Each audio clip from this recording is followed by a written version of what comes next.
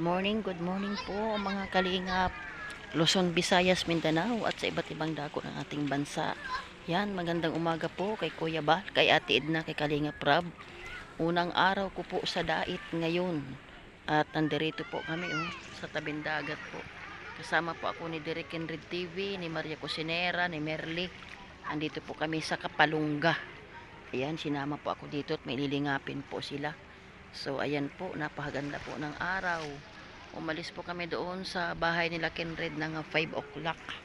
Nakarating kami dito po ay mga 7. Yan, malayo po pala itong Kapalungga. Ayan tabing dagat mga kalingap. Ang ganda Yan ang daming bangka. Ayan, so na-meet ko din po ng personal si Dagay Vlogs. Ayan, si Dagay Vlogs, Mom's Vlog. Ayan, dito po wala po yun sa Kapalungga, Cam Norte. Dito rin po dati naninirahan ang ate ko. Hindi ko lang po alam kung saan siya dito.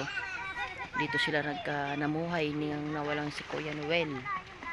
Ayan, so shout out din po sa aming ambassador dyan sa Gumaca, Quezon, si Ambassador J. Morelo Vlogs, kay Kalingap Lydia, kay Villonis TV at Rose Oralde Mix Vlog. Ayan, solo po ngayon si Kalingap Lydia sa landing pad mga kalingap. Doon ka mo sana ako, kaso po ay yun nga po ang ni Kuya Bal na maaliw daw po ako dito. So ayan po, ang ganda ng dagat mga kalingap Hindi po kasi maiwasan mga kalingap sa tagal ng pinagsamahan namin ni Kalingap Eugene, tagal namin mag-asawa. Kahit po wala kaming anak, nakakamiss po. Yung sa bawat lakad, gaya nga po nung isang araw, dinalaw ko po si Jessa sa barangay Hagak Hakin at bumalik na naman po sa dati niyang gawi.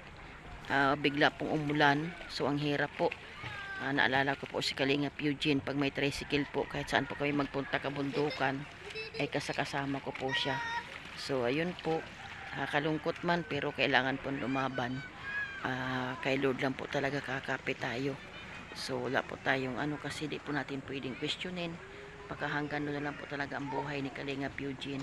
So salamat po kay Kuya Bal, kay Ate Edna, kay Kalingap Rab, kay Ambassador J. Morelo Vlog, at sa lahat po ng aming kapwa vlogger na tumulong po sa akin at sa akin na walang asawa. Salamat po sa inyo. So ito po, salamat po sa mga prayers nyo po at patuloy po na kung ano man po yung amin na simulan, ipagpapatuloy ko po alang-alang po sa akin na mayabang asawa. Yan, maraming salamat po mga kalingap. At mamaya po, medyo nakatulog lang po si Direk.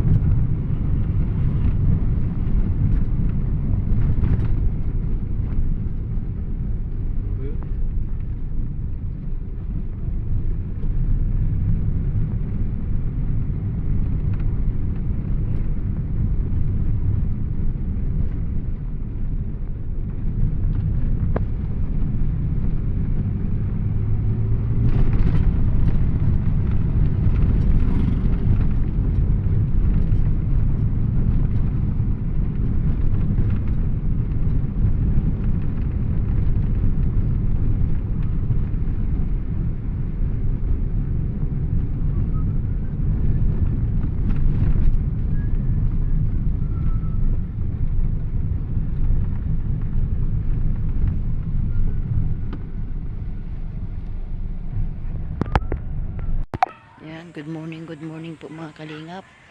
Ngayon po ay araw ng linggo. Unang araw ko po sa Dait. Andito po kami sa Kapalungga. Kapalungga, Cam Norte. Yan o, dito po tabing dagat po ito. May lilingapin po dito si Derek and Red TV.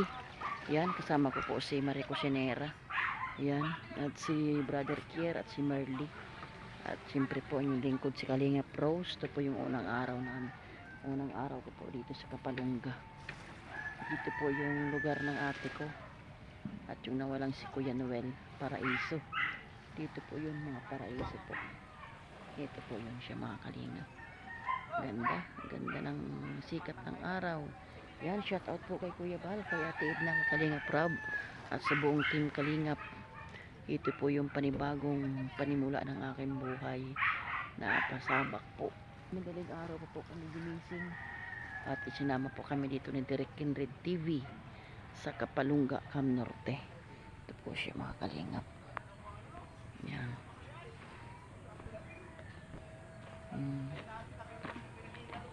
Duma po si Direk sa loob.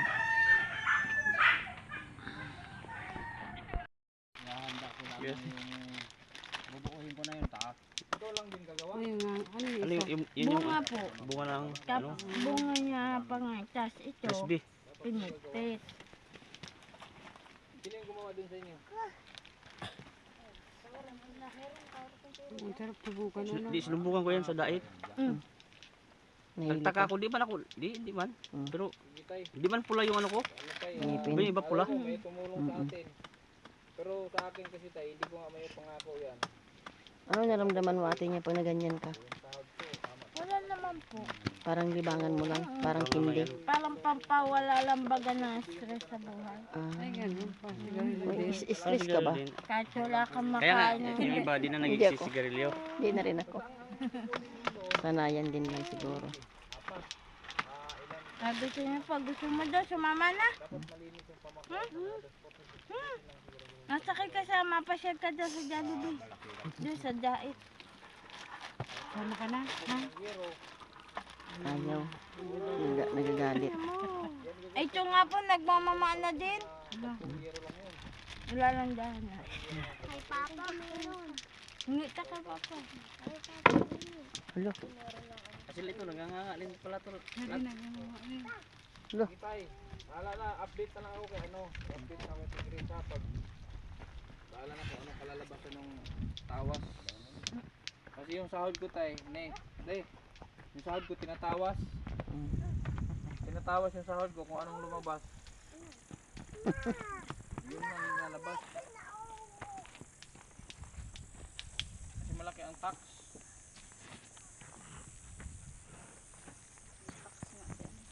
Bali, awayin ko muna si Missy.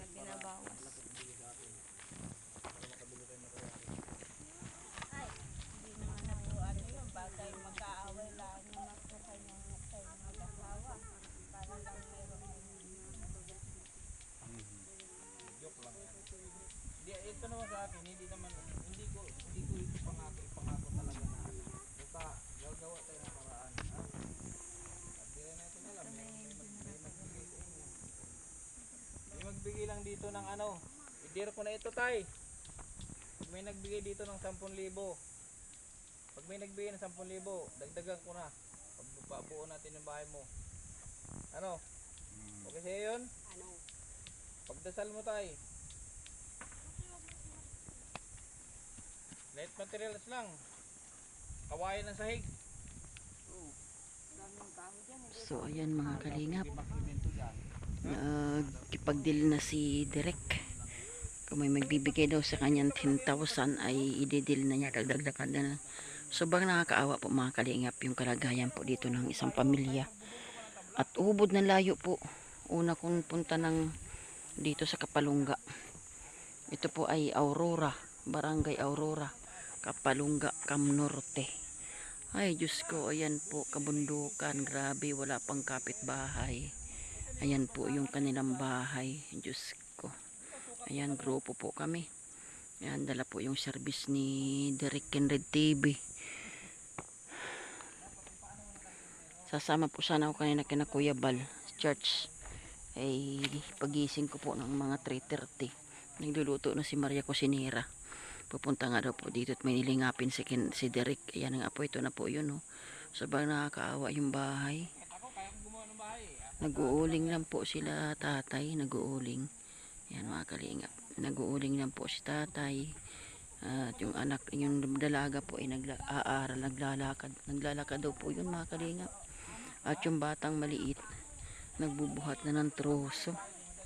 Kaya nakakaawa sila.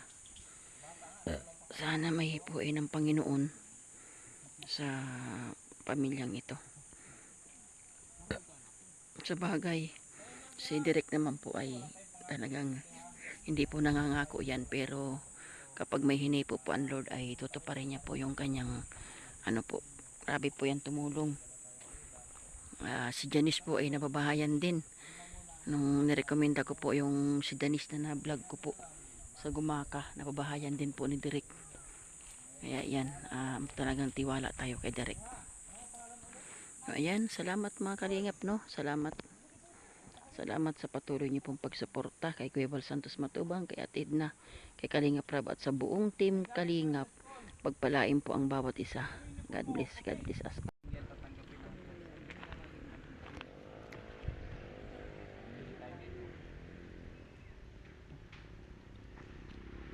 Ayan, ha.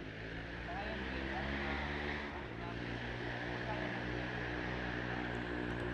Ayan po mga kalingap, si Merly. Gutom na po.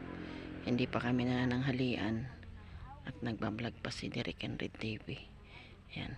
Natingin na sa oras si Merly. Parang nalugi na siya mga kalingap.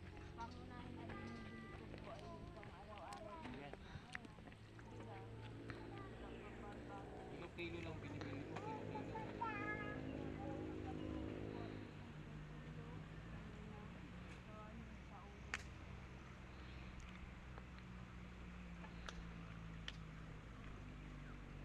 May nag-ano daw dito, may pumunta daw dito sa inyo. Ano po yun? May nagpunta po dito. Nagpunta po yun sa nanay niya. Ngayon sabi ko, meron na po sa amin nag-ano dito. Kaya hindi ko na po naman. Kasi mahirap naman po yung may napunta lang na ano dito, tatanggapin. Hindi, okay lang yan, te. Kung may magbigay man siya, tanggapin nyo. Kasi hindi nyo naman kasalanan niya. Halimbawa, may ibang vlogger na pumunta dito. Kung may dala naman.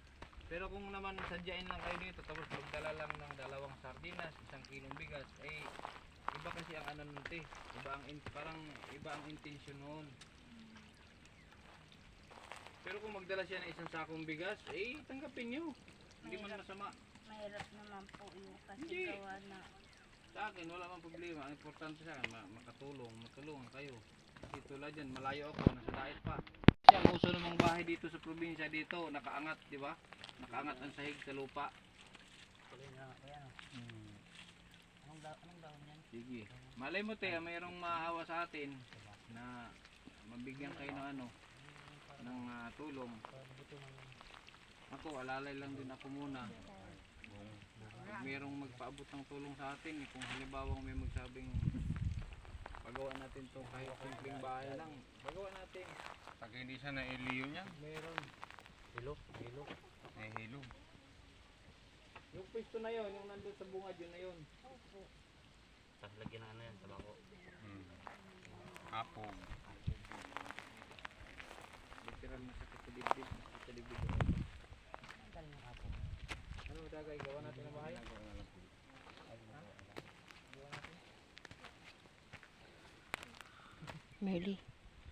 Merly, gutom ka na. Merly, gutom ka na. Di pa? Busog ka pa. Di pa. Hindi ka pa gutom. Gutom na kami. Walang bahay sila, no? Walang bahay. Yan na. So ayan mga kalingap. Ayan, salamat po. Salamat sa lahat. Malamig. Ayan, salamat mga kalingap. Ayan po, grupo. Ayan, salamat. So ayan mga kalingap po. Tingnan nyo po. Nasa kabundukan na po kami. Grabe.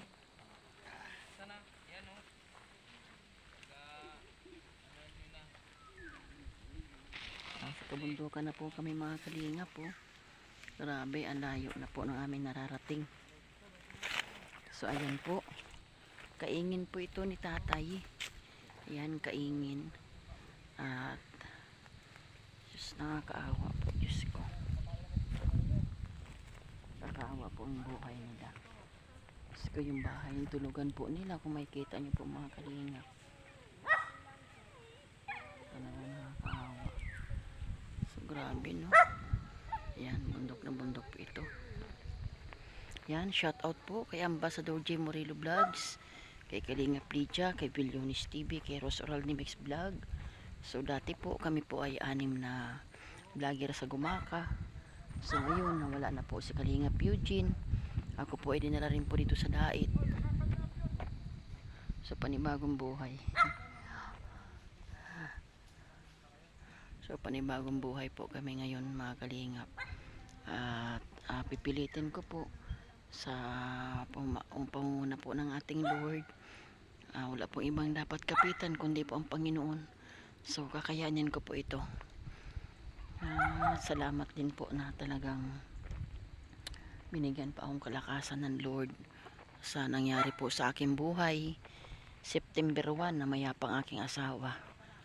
September 2 si Papa, at September 5 naman po si Sister Jillian, yung aking pong na vlog. So dumaan po yung aming senior pastor doon po sa bahay at nakita niya yung huling labi ng aking asawa. At yun nga po, hindi ko po alam kung kailan po ang libing ni Sister Jillian, baka nalibing na rin po. Kinuha po nila sa Maynila mga kalingap, no? Kaya itong September na ito, ang daming pagsubok sa aking buhay. So alam ko naman po na may plano ang Panginoon. Talaga hanggang doon na lang po ang buhay ng aking asawa. So salamat po kay Kuya Bal, Ate Edna, Kalingap Rab, at sa buong team Kalingap na gumabay po sa akin, na hindi po ako iniwan at hindi pinabayaan. Salamat po sa inyo. Ang Lord po ang magpala sa bawat isa. So ito po, ay napaka matatanaw mo na po ang kumbaga yan, yan ang kalangitan. Malapit